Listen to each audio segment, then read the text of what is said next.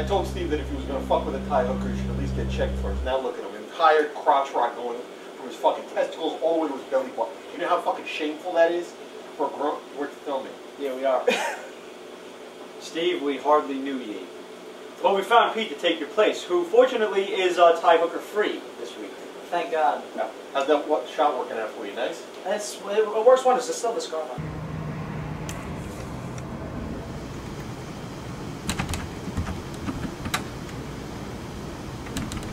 Come on, guys. I got my comics. I'm all ready.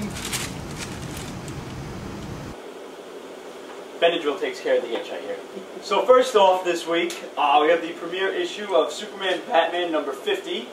We have the standard cover, and I actually did spring the $10 for the Ed McGuinness cover because I pretty much buy almost everything that he does. This was a standalone issue. I thought it was pretty cool. It was entitled Fathers, about basically just Superman and Batman's fathers met prior to either of them being born. It's a hokey story, but it was decent. It was a fun read. Sure, pick it up, and you know what? 51 will probably be a great jump-on point. It'll be a fresh start, and filler. It was fucking filler. It absolutely. Yeah. It had a bunch of. It had really nice, pretty drawings. It did, but it was filler. Like I really hate when they start like rewriting origins. Like all of a sudden their fathers met and they were involved. It's like fucking whoever was writing Wolverine for the past like few months of Marvel just went over to DC for this issue. It is kind of an interesting take on rewriting the whole origin story, and it's almost like a what if type of deal. You know, basically Jor-El sends different super probes out to a bunch of yellow sun-infested planets, and determining where like he Darth can Vader send looking for Luke Skywalker. He wants to know where he can send his son. What the super fuck is wrong with you? Like what? Like what? Star Wars reference. Did you? Come on. No. Time out. You are in timeout. What? Time out. Justice Society Annual Number 1, pretty Alex Ross cover. I actually picked this up by mistake because I thought it was Justice League Annual Number 1, and Adam's going to have something to say to me about that. You're worse than a million Stalins. What's wrong with America? You're why midgets are so small. You're the reason why my grandmother was born blind. I pretty much blame you for every horrible thing that has happened in the last 31 years. I would actually blame on you. The reason why there are hipsters in fucking Williamsburg, you did that. That was you. That was all you. It was a good book. Hey, listen. Yuppies destroyed my hood. It's my fault. You did that. You're also the reason why I shit green all day today. So this picks up exactly where the last issue of Justice Society of America left off.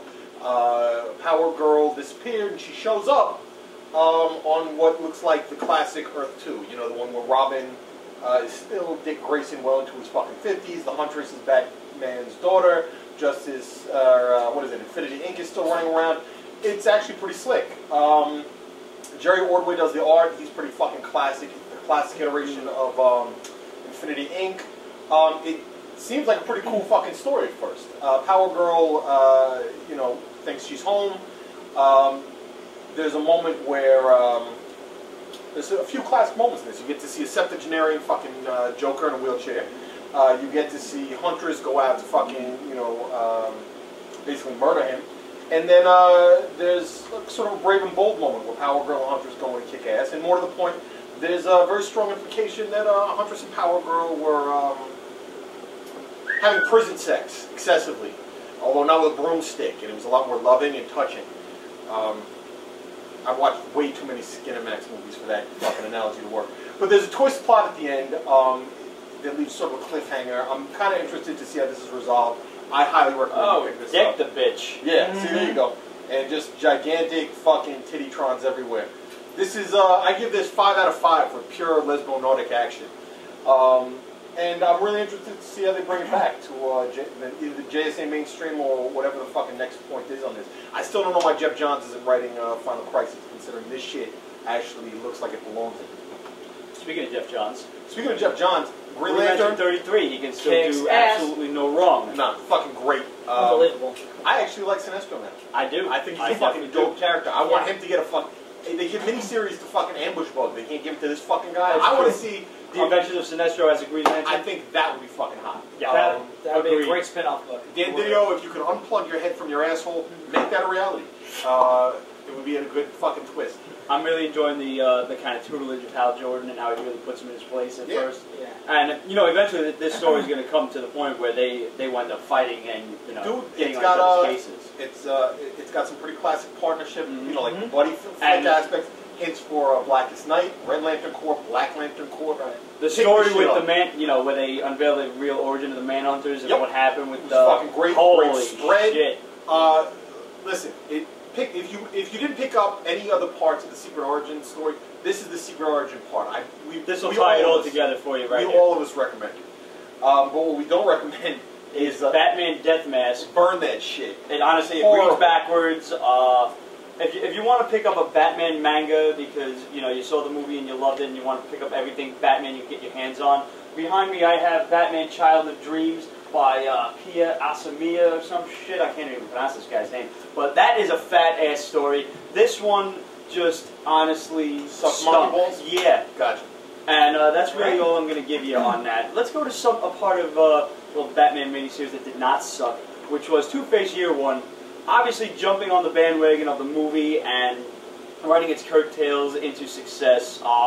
This is like a dumbed-down version of The Long Halloween. If you don't have time for the Tim Sale, Jeff Loeb 13-issue run that they did on that, this is a good pickup if you don't know anything about Two-Face and you want to know how how Harvey Dent really flipped his lid.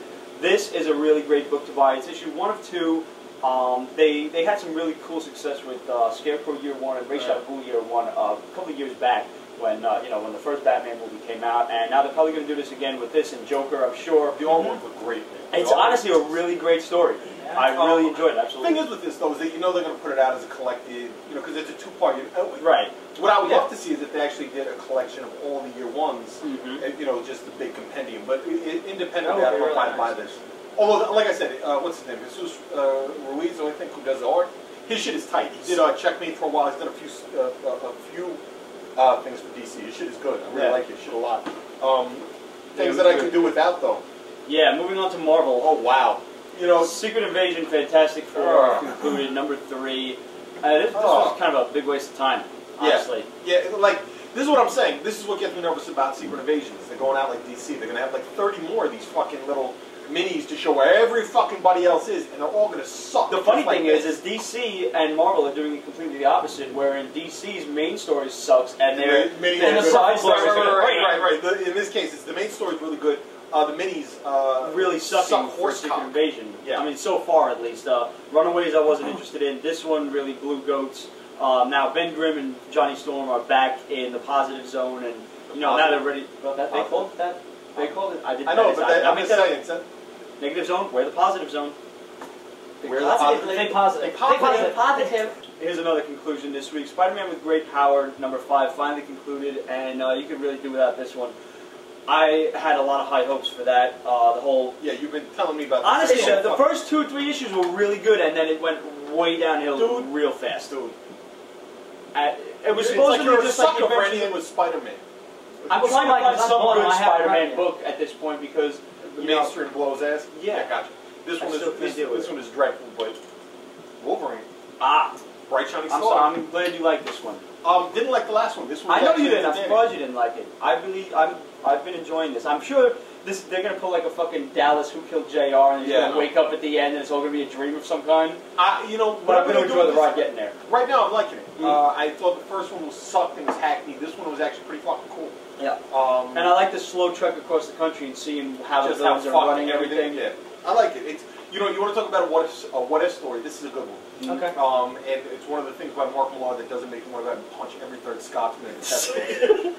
Hawkeye's pretty badass. Yeah, Hawkeye's always been badass, though. Yeah. I mean, in kind of a really corny way through many of the years, but he's always been a badass. Yeah, and I kind of like this. Right now, I like it. Next issue will, of course, make my probably suck. Yeah. In the interim, I'm enjoying it.